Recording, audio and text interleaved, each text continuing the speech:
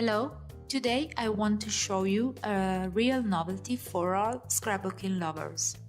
I'm talking about Creative Pad by Ciao Bella Paper, A4 size, 10 double-sided sheets for 20 different designs, 190 grams, eco-friendly paper. Inside, we can find many different decorations to create and to complete our works. For example, these traditional postcards and their back, these maxi cards that we can fold in the middle and we can customize with sentiment or pictures, whatever we want. Into these cards we can see beautiful illustrations. We can cut them and we can use them with adhesive spacers to create a 3D effect on our project. Round tags, quotes in Italian and in English, alphabets, single decorative elements, a texture. Here we can see traditional tags, bigger round tags, numbers, another texture. As you can see, this creative pad is very rich of elements, and I think this is so useful for all scrappers, as well as these textures, because by using a single creative pad we can create complete projects, many complete projects. Here other elements, and as you can see now there are little cards. I will show you how to use them to create some cards to complete your gift bags. Another texture here, and we can find other quotes, many other tags. This is one of my favorite textures. I think it is very original, very nice, and a complete alphabet, so you can create your own messages.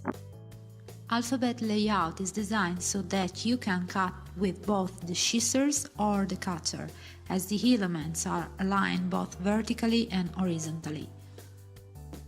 I think that the beautiful thing of this creative pad is that it is studied in combination with the paper pad, the traditional scrapbooking paper pad. So there are many Ciao Bella Paper creative pad for many paper pads. You can use them in combination.